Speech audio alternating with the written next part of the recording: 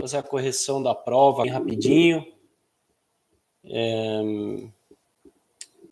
Tá, vou deixar aqui. Deixa eu colocar minha... não tem configuração. Tudo bem, vai. Vamos assim. Bom, vamos lá fazer a correção da prova para poder ajudar eu a entender o que está acontecendo. Eu vou fazer a correção da prova A. Todas as provas tinham as mesmas questões, só muda a ordem das alternativas, a ordem das alternativas aqui, ou da pergunta, mas as questões são as mesmas. Lembrando que não é um estudo para prova de exame, isso aqui é a correção da prova. Então a primeira questão aqui, ó, assinale verdadeiro ou falso. São bastante opções, mas conforme a gente identificar algumas, a gente já pode eliminar. Por exemplo, aqui todas as primeiras opções são falso. Então não adianta a gente olhar aqui se ela é falso. É óbvio que ela vai ser falsa, porque todas as alternativas são falsas. A gente poderia começar aqui atrás, ó. Python não suporta o uso de bibliotecas externas. É falso, porque a gente consegue fazer os import. Por ser falso, eu já sei que só tem duas opções, ou é a B ou é a D. Aí o que vai fazer a diferença? Vai fazer a diferença aqui, ó. Que aqui tem o F verdadeiro e falso, e aqui é verdadeiro, falso, verdadeiro, verdadeiro. Então vamos ver a 9876, a sexta. Python não pode ser usado para desenvolvimento web. É falso, porque Python pode ser usado para desenvolvimento web, né? Então se a gente sabe que essa é falso e a última é falso, só tem essa alternativa aqui, ó. Essa aqui já não bate, ó. Tá vendo? Aqui é verdadeiro. Então a resposta correta aqui seria a letra B. Só para olhar cada item, ó. Python não é compilado, ele é interpretado, ele é fortemente sim tipado, tipagem dinâmica, mas é fortemente tipado. É alto nível, todas as linguagens são praticamente de alto nível. Suporta orientação a objetos, então tá errado essa aqui. Foi criado pelo Guido von Rosen, holandês. Pode ser desenvolvido para web, então isso aqui é falso. Python é a principal linguagem para análise de dados e aprendizado de máquina, verdadeiro. Essa parte de IA, Big Data, ela é a principal. É uma linguagem interpretada, então comparado com essa aqui, tá certo, ó, essa aqui é compilada e essa aqui é interpretada. Então é verdadeiro. E o forte do Python são as bibliotecas externas. Então, assim, sabendo duas alternativas, a gente já consegue saber qual que é a resposta. Questão 2. Essa questão 2 tem três questões que são praticamente igual aqui. Eu vou abrir o prompt, só para a gente poder executar alguns comandos Python. Todas essas concatenações, apesar de algumas serem um pouco mais estranhas, elas estão corretas.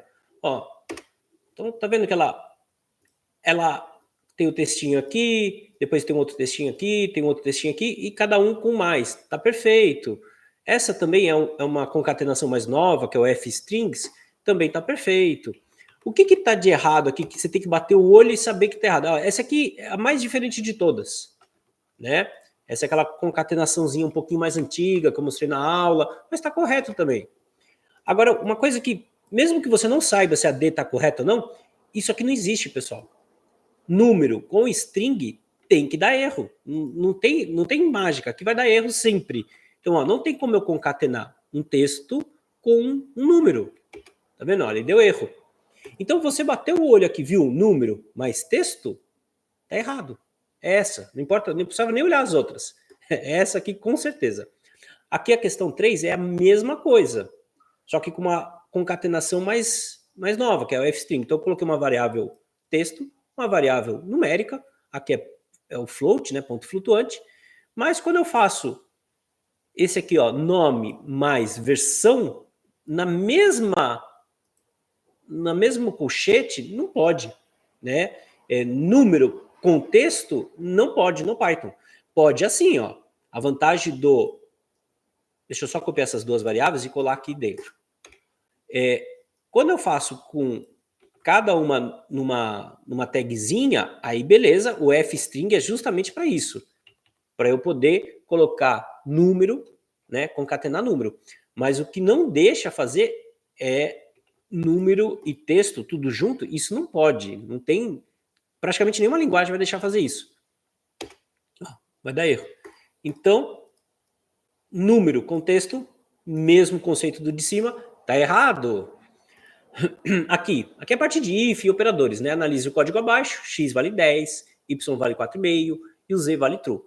Então, vamos lá. X maior do que 10? Não, é falso. Ou y menor ou igual a 4? Não, o y é maior do que 4. Então, essa alternativa aqui já está falsa. Não preciso nem olhar o resto.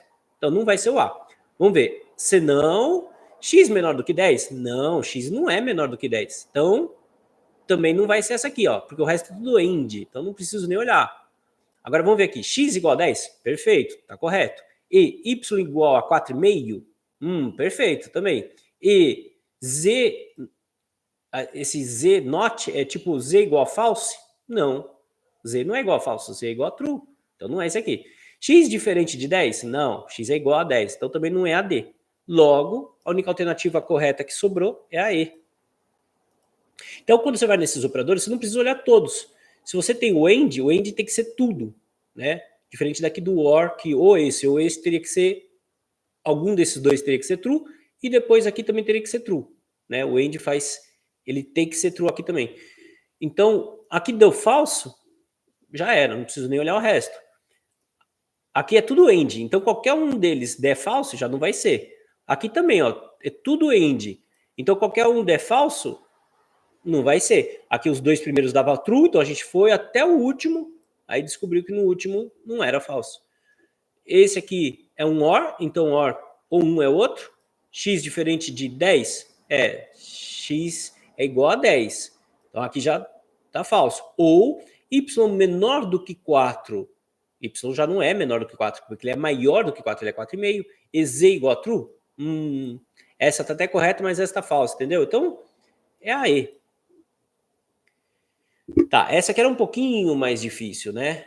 Aliás, a prova inteira estava difícil. Ela não, assim, difícil na questão de que não tem uma pergunta assim: o que é Python? É um ônibus espacial? É um planeta? Ou é uma linguagem de programação? Todas as alternativas têm certos sentidos. Então, tem que estar esperto, né? Então, aqui a gente já sabe que acho que quase todo mundo percebeu que faltou converter. Estou colocando string, né? Porém, de eu colocar uma string, não dá erro aqui. Não vai executar do jeito que a gente quer, mas não vai dar erro. Agora, quando eu for fazer o cálculo aqui, aí vai estar a altura, que é um texto, elevado ao quadrado. 2 asterísticos é elevado. Então, elevado ao quadrado, não tem como. Não tem como a gente fazer uma string e elevar ao quadrado. Então, aqui vai dar um erro. Vai quebrar essa parte aqui. Então, não tem como a gente executar. Ela seria aqui, ó, o código possui um erro de programação, fazendo com que o código não execute. Aliás, que não executa só essas duas aqui, ó. Então, a gente só tem que identificar se tem um erro ou dois erros. Tem um erro só. O erro é por causa do float, mas o float em si não causa o erro, entendeu? A falta de a gente converter aqui, ele vai executar normal. O problema é que quando ele for fazer o cálculo, aí ele não deixa fazer cálculo de string com texto. Então é o mesmo conceito daquela alternativa que a gente de concatenar, é o mesmo conceito de número com texto, não dá certo. Aqui era uma alternativa um pouco maior, né? Vamos olhando aqui. Loop, for em Python é usado para iterar uma sequência, como listas, tuplas, dicionários. Então essa aqui tá verdadeiro. Que mais?